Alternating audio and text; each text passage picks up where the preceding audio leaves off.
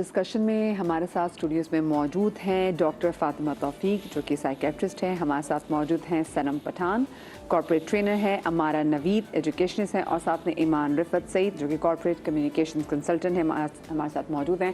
आप चारों ख़वातीन को मैं शो में खुश आमदीद कहती हूँ और आप लोग मुझे देख सकते हैं शो में खुश आमदीद कहती हूँ। सबसे पहले तो मेरा आपसे सवाल यही है कि आपको क्या लगता है कि वर्क टाइमिंग्स कितने होने चाहिए? Assalamualaikum. First of all, very good morning to everyone. Well, I think regular timing from 9 to 5 has been the cycle that हम जिससे काम कर रहे हैं, जिस पे करते आए हैं उम्मूमन। लेकिन आज के ज़माने में मुझे ऐसा लगता है डिपेंडिंग अपॉन जिस तरह का काम हम इनकाउंटर करते हैं, हर एक की अपनी एक पर्सनल रूटीन है, एक पर्सनल रिक्वायरमेंट है टाइम की। किसी का काम 3-4 आवर्स में भी कंप्लीट हो जाता है और कोई पूरा 18 आवर्स में भी काम वाइंड अप नहीं कर पाता। बट हेल्दी बैलेंस तो एक इज़ 8 आवर्स रेगुलर टाइम जो हम समझते हैं कि working hour is applicable, that is what is mandatory. मज़े की बात ये कि हमारे यहाँ हम ये देखते हैं कि जी और हम इस बात को बुरा भी नहीं मनाते ना कि अगर हम 24 घंटे अपने काम के लिए अवेलेबल हो और हमें लगता है कि अच्छी बात है, हमारी लॉयल्टी हमारे काम के साथ और हम लोगों को बताते हैं कि हमारा पैशन भी है। लेकिन हम ये देखते हैं कि अगर हम वेस्ट में चले जाएं तो वेस्ट में इनको भी पता है कि अगर आप 6 o'clock लाइक ऑफ टाइम और आप निकल गए हैं तो आपकी अगर कोई कॉल्स या ईमेल्स भी आए तो आप उसको एंटरटेन नहीं करते कि जिसकी वजह से उनको थोड़ा बहुत बैलेंस करना ज़रूर आता है। हमने गोरे को देखे कि गोरा जब घर जाता है वो घर जाके अपने घर की चीज़ों में टाइम देता है, अपने बच्चों को भी टाइम देता है, फिर उसको पता है जो उसे वीकेंड आना तो उसे वीकेंड में अच्छा फैमिली टाइम गुजारना है। हमारा तो जो वीकेंड भी आता है, जो छुट्टी का भी आता है, समहाउ हमारे कल्चर में ये कि अगर आप किसी को छुट्टी वाले दिन अप्रोच करें, छुट्टी वाले दिन में अगर आपको काम के लिए जवाब ना दें तो आप उसको पर्सनल ले लेते हैं। ये हमारा बड़ा अजीबोगरीब टॉक्सिक एनवायरनमेंट नहीं हमारे हर जगह पैदा हो गया हुआ। आई थिंक इसमें मदिया जो सबसे इम्पॉर्टेंट चीज़ देखने की वो ये है कि जब हम किसी को हायरिंग्स दे रहे होते हैं या किसी भी आपने गोरों की बात की तो वो बड़े ही प्लान तरीके से लोगों को हायर कर रहे होते हैं। उनका एक पूरा एक प्रोपोर्शन जिसको हम बहुत कॉमनली जॉब डिस्क्रिप्शन कहते हैं वो डिस्क्रिप्शन देते हैं और उसके स्किल्स के साथ उसको मैच करते हैं तो वो 6-8 घंटे की विंडो में हो जाता है। बाय द वे आपसे थोड़े फैक्ट्स शेयर करती चलूँ कि यूनिवर्सली एक रिसर्च हुई थी जिसमें तकरीबन प्रोडक्टिव वर्किंग आवर्स जो थे उन्होंने डिक्लेयर किए थे वो 5.5 थे। अच्छा। और उसके बियॉन्ड जो है ना वो फिर आप या तो मतलब टाइम वेस्ट कर रहे हैं या बस अपना बस ये just covering up for the time जो आपने देना है वहाँ पे। और अमूमन आजकल ये पैटर्न नोट किया गया है कि लोगों का अटेंशन स्पैन इतना रिड्यूस्ड हो चुका है कि आप उनको अगर 10 घंटे भी दे रहे हैं वो फिर भी अपनी टास्क अकम्प्लिश नहीं कर रहे हैं। हाँ। सो मुझे लगता है कि एक मैसिव मूवमेंट की ज़रूरत है जिसमें ज़ाती तौर पे एज अ पर्सन मैं समझती हूँ कि 6 आवर्स वर्क स्केड्यूल से ज़्यादा नहीं होना चाहिए। आप उसको स्प्रेड कर दें ओवर 6 डेज़। इनफैक्ट सारी डेवलप्ड नेशंस को आप अगर देखें जिसमें से 2-3 बड़े प्रोमिनेंट नाम हैं वो तो 4 डेज़ वर्क स्केड्यूल पे चले गए। और गोरों ने कुछ और कॉन्सेप्ट्स भी निकाले हैं जिसमें कॉम्प्रेस्ड वर्क वीक भी वो यूज़ करते हैं कि आप 4 दिन काम करें, 40 आवर्स पर वीक कंप्लीट करें, 10 आवर्स पर डे पे चले जाएं जिसमें से कुछ आप ऑनलाइन करें कुछ ऑन साइट करें। सो इन सब बातों का खुलासा ये है कि आप कितने रेडी हैं चेंज लाने के लिए ताकि आपकी मेंटल वेलबींग जो है ना वो इससे इम्पैक्ट ना हो। सही डॉक्टर साहब, ह्यूमन माइंड की क्या कैपेसिटी है हम उसको और आजकल के दौरे हाजिर को देखते हुए कि मतलब एक टाइम था हम 3 घंटे की फिल्म आराम से बैठ के सुकून से देख लेते थे, लेकिन अब सूरत हाल ये है कि हम शॉर्ट्स पे आ गए। मतलब शॉर्ट्स वो जो भाई यूट्यूब पे नहीं आते छोटे, हम उनको देख के आदी हो चुके हैं। हमें तो अब ये भी हमारा स्टेमिना नहीं है कि हम किसी का मैसेज व्हाट्सएप पे नॉर्मल स्पीड पे सुन सके, हम उसको भी 1.2 या 2 की स्पीड से सुनते हैं क्योंकि हमें जल्दी जल्दी हर चीज़ हो जाए। तो ये हमारे दिमाग पे कितना असर हुआ इसका? देखिए वक्त के साथ हमेशा जैसे जैसे बाकी हालात बदल रहे होते हैं जहन पे वैसा ही असर हो रहा होता है। टेक्नोलॉजी ने बहुत सारी तब्दीलियां पैदा की हैं और हमारे यहाँ तो ये वाले मसाइल ज़रा कम हैं। जो हमारी छोटे बच्चे हैं वो तो बहुत ही उनका मिनिमम अटेंशन स्पैन हो चुका है और वक्त के साथ साथ क्या करना पड़ेगा उस पर भी बड़ा काम करने की ज़रूरत है। साथ साथ ही जो हम वर्किंग आवर्स और इसके बारे में बात कर रहे थे उसमें मैं ये कहूँगी कि एक प्रॉब्लम ये है कि हर किसी को ना एक ही तरह हाँका नहीं जा सकता। ठीक है, 2 मेन ब्रॉड कैटेगरीज आप मेल्स और फीमेल्स की अलग कर लें। जेंडर डिफरेंसेस होते हैं और उनके सोशल रोल्स डिफरेंट होते हैं और आप उन पर अप्लाई नहीं कर सकते सेम रूल्स। इसी तरह विमेन में अनमैरिड और मैरिड के डिफरेंसेस होते हैं और मदर्स तो एक टोटली डिफरेंट लॉ भी है। ठीक है।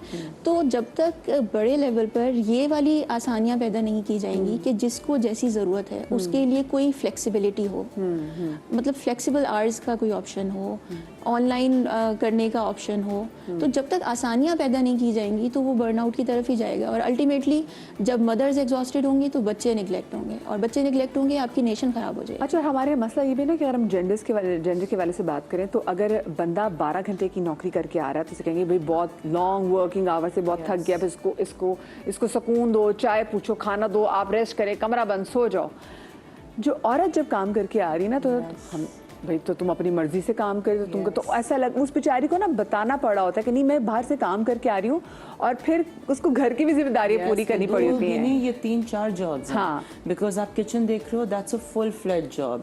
ये लिटरली आप एक शेफ या आप कोई खाने वाली जब हायर करते हैं डोमेस्टिक स्टाफ, आप उसको बाकायदा पैसे देते हैं, बर्तन धोने हैं, खाना बनाना है, हांडियाँ साफ करनी है, पकानी है, किसी को सर्व करना है, घर के लिए आपके पास झाड़ू पोछे के लिए कोई आती है, आप उसको लिटरली पे कर रहे हैं। ये 2 प्रोफेशंस तो यही हो गए, कपड़े धोने, घर साफ करने, ये 3-4 प्रोफेशंस हैं जो कोई कर रहा है। उसके बाद आप बाहर कर रही हैं, so that is not one profession, आप 4-5 प्रोफेशंस खुद मैनेज कर रही हैं और उसको बहुत ग्लोरीफाई किया जा रहा है। अच्छा, मुझे लगता है कि इसमें फैमिली का भी कहीं ना कहीं कसूर ठीक है, वो आ जाता है कि फैमिली भी एक्सपेक्ट ज़्यादा कर रही होती है लड़कियों से, क्योंकि लड़कियों बेचारी को ना घर आके, चाहे वो माँ शादीशुदा हो गैर शादीशुदा हो, उसको घर आके ना बाकी भी कामों में ज़रा मन मार के काम करना पड़ता है ताकि वो घर वालों को उसकी जॉब से कोई इशू ना हो। मैं आपको यहाँ पे एक बात बताऊँ, बहुत क्रूशल हो जाता है, और यहाँ पे perspective I am so sorry, perspective का शिफ्ट बहुत ज़रूरी है, जहाँ आप बाउंड्रीज ड्रॉ करना सीखें। आप जब तक खुद नहीं बोलते ना ऑफिस में कि मुझे प्रमोशन चाहिए, आई डिज़र्व मोर, क्योंकि मैं इतनी मेहनत कर रही हूँ या कर रहा हूँ, कोई सुनेगा नहीं, कहीं से वही नाजिल नहीं होती है। घर में भी आप जब तक बाउंड्रीज ड्रॉ नहीं करते, अनफॉर्चुनेटली ग्लोबली बहुत है, साउथ एशियन होम्स में तो बहुत ज़्यादा है, जो हम मामाज बॉयज़ कहते हैं, या जो बेटियां माँ बाप के लिए एक इमोशनल सपोर्ट बन जाती हैं कि हाय मैं नहीं करूँगी, आप ज़रूर करें, मेरे भी माँ बाप हैं, I love them a lot also. लेकिन फिर कहीं ना कहीं अगर आप पीछे रह जाए ना अपनी ज़ात को लेके, बाय डिफ़ॉल्ट किसी ना किसी उम्र के पॉइंट पे आके रिजेंटमेंट पैदा होती है कि मैं कहाँ रह गई, नौकरी भी की, घर भी देखा, किचन भी देखा, माँ बाप को भी देखा, चलो शौहर भी देख लिया, बच्चे भी देख लिया, ससुराल भी देख लिया, वेयर एम आई। तो वो बाउंड्री ड्रॉ करना और ये माइंडसेट का शिफ्ट होना ज़रूरी है। ये वो चीज़ है कि कोई समझ जाए तो जीत गया, कोई ना समझे तो रह गया। अच्छा, मुझे ना मेरी फ्रेंड है और उसकी भाजी, वो जयंती, वो नई उसकी जॉब लगी और मुझे उसकी ना स्टाइल बड़ा मज़े का लगा। अच्छा, हमारे लिए तो वो अनएक्सेप्टेबल कि अगर हम करते तो शायद अगलों को पसंद आता। वो जब जॉब पे जाते तो उनकी एक लंच ब्रेक है जो कि है ही 2 घंटे की, और उसके बाद दरम्यान में 11 बजे के करीब वो कहती कि मैं थोड़ा सा मेरी नैप टाइम भी कहती, और मैंने बता दिया है कि मेरा वरना दिमाग काम नहीं करेगा। सो मैंने कहा कि ये अगले तुम्हारे बॉस वाला क्या कहते हैं? कहती कि हमने कहा कि टेक इट, और लाइक या तो हम ऐसे ही कर सकते हैं, ऐसे हमारा काम, हम ज़्यादा प्रेशर नहीं ले सकते, और ये है ही है हमने। और वो कभी कभी ऐसा भी करती है कि जिसको लंच ब्रेक 2 घंटे की लेती है, वो घर आके थोड़ी सी नैप ले लेती है। और मुझे वो इतने मज़े की बात लगी कि उन्होंने सही तरीके से एक बाउंड्री उन्होंने बना दी है, और उन्होंने बता दिया कि भाई देखो, अगर ये नहीं होगा ना तो हमारे काम में एफिशिएंसी, प्रोडक्टिविटी मत तलाश करना। आई थिंक और हम तो कहते थे नहीं, अगर नहीं हो सकता सर हम ये भी करके दिखाएंगे, हम सुपरमैन है, हम सुपर वुमेन है। बिकॉज आई थिंक आपने शायद बात भी इसी टॉपिक से शुरू की थी कि हमारी जनरेशन के साथ अनफॉर्चुनेटली एक्सपेक्टेशंस का जो सेट है ना वो बहुत डिफरेंट है।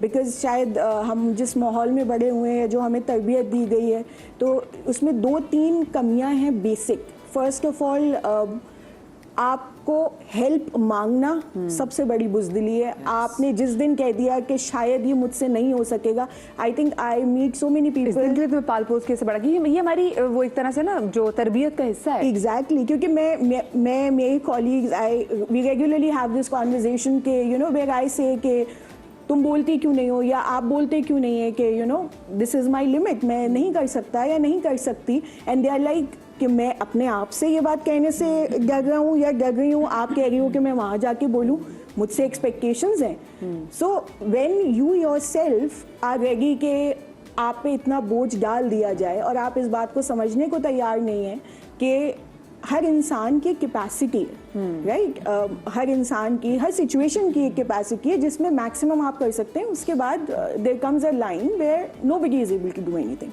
एंड दूसरा इंपॉर्टेंट चीज जो हम निग्लेक्ट करते हैं वो है परफेक्शनिज्म. अनफॉर्चुनेटली हमारी जनरेशन को ये परफेक्शनिज्म का भी कुछ भूत सवार है कि everything has to be you know cross the T's, dot the lines, everything has to be proper. और एक और चीज़ जो हमारे माँ बाप ने हमारे साथ की, एक तो हम पब्लिक प्लीजर भी हैं, पीपल प्लीजर भी हैं हम लोग. तो हम वो पीपल प्लीजर से अपने ख़ानदान या घर में या जो मेहमान आते थे उनके साथ नहीं है. हम जहाँ पे काम कर रहे हैं वहाँ पर भी हमारी यही कोशिश होती है. हम सिर्फ अपना काम नहीं, अगर हमें लगे कि हाँ जी ये हम अगले का काम भी कर सकते हैं तो वो भी करने की कोशिश कर रहे होते हैं. I think there is this word, golden word, हमने इसको बहुत सीरियसली गोल्डन ले लिया, that is please. I myself tend to feel that कि मुझे कोई एक मेयर प्लीज कह दे या मेरे वालिदैन बेटा कह के कोई काम कह दें या कोई दोस्त मुझे जो है प्लीज यार ये कर दे, तो मेरे में वो सकत रहती ही नहीं है. नो बोलना नहीं आता. नो तो नहीं मैं बोल सकती. सो आई स्टार्ट रिकैलिब्रेटिंग माई डे. मेरे ही जहन में मैं अपने काम को ऑर्गेनाइज करना शुरू कर देती हूँ. अच्छा ये प्रायोरिटी पे रख सकती हूँ, ये मैं नींद को इतनी देर छोड़ के ये मैं कर लूंगी. So what we do is we end up keep compromising ourselves, and what she said about letting ourselves go, फिर वो हमें रिग्रेट होता है, हमें पछतावा होता है कि हमने अपने आप को कहीं छोड़ दिया. The only thing I would like to add is it's not only the female perspective. I mean a lot of men.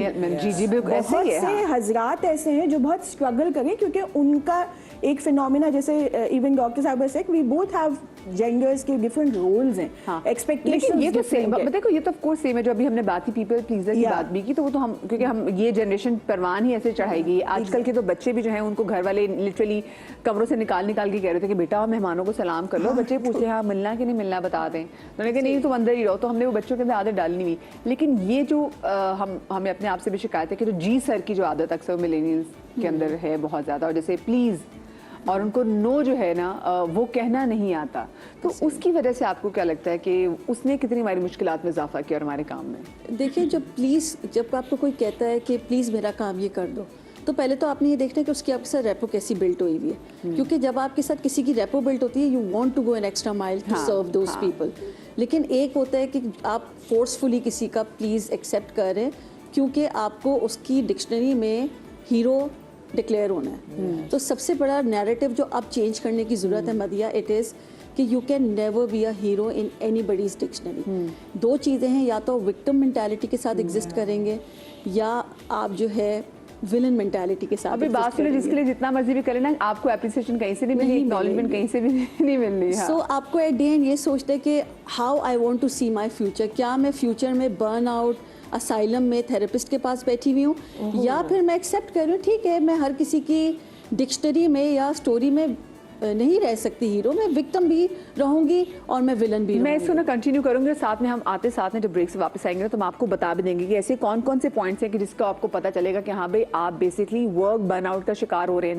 Note down कर लीजिएगा, फिर उसका इलाज भी हम बताएंगे. कहीं मजा आइएगा.